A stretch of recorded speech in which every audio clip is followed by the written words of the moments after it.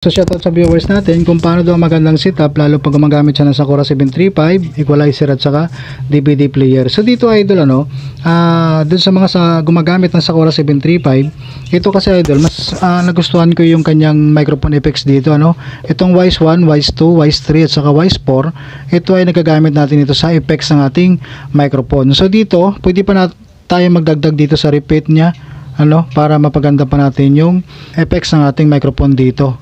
Tapos itong mic assistant niya, pwede din tayo magdagdag ng volume dito. Gusto natin na mas malakas yung ating microphone. So parang semi-mixer siya idol itong ating Sakura 735. So dito idol, pag dito tayo nag-mic input sa ating amplifier, ang gagawin natin lalo pag magamit tayo ng equalizer para dadaan pa rin yung ating microphone at saka music dito sa ating equalizer na nandito tayo naka-mic input sa ating amplifier, ang connection ng ating equalizer dapat sa effector loops.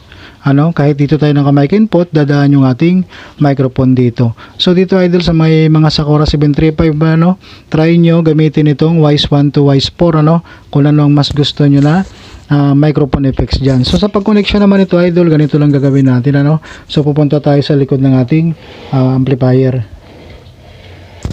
So madali lang ang connection natin dito idol Itong effector connector natin, kunin muna natin ito. Napakadali lang ang connections kapag dito tayo sa effector loops. Ang mga gagamitin natin na connector idol, ito lang, dual 6.35 to dual RCA So dalawa dapat ito. Halimbawa, dito muna tayo mag-focus sa ating equalizer. Output equalizer natin dito sa ating channel 2 at saka channel 1. Ayan. Tapos ito ngayon, yung output ng ating equalizer dito, papunta rito sa effector loops, effector input ng ating amplifier. So left and right channel lang din yan. Ayan. Ito yung ating pangalawang connector na dual 6.35 to dual RCA. Gamitin naman natin ito sa input ng ating equalizer, channel 1, channel 2 ulit. Tapos ngayon, itong dual RCA na to, na nanggagaling sa ating input, dito dapat siya i-connect sa ating output ng ating effector loop.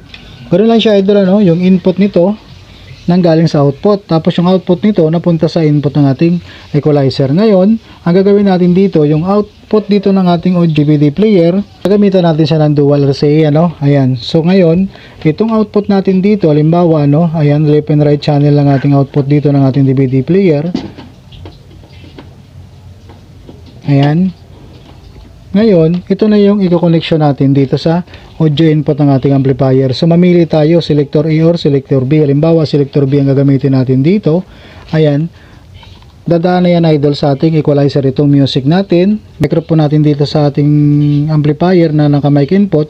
Dadaan na po yan Kahit dito tayo mag-mic input sa ating DVD player, dadaan na po yan sa ating effector loops. Ito kasi idol, dito sa DVD player tayo mag-mic input, dadaan na dito sa ating equalizer. So ganun siya idol Ito kasi yung effector loops, pag dito tayo naka-microphone input, dadaan yung ating microphone dito sa ating equalizer. So yan ang purpose ng effector loops dito pag ginagamitan natin ng equalizer. So pwede nyo yung sundan idol at pwede nyo i-check din kung saan ang mas okay Mas gusto ko kasi dito ang microphone input sa ating Sakura 735. Mas gusto ko yung effects ng kanyang microphone dito.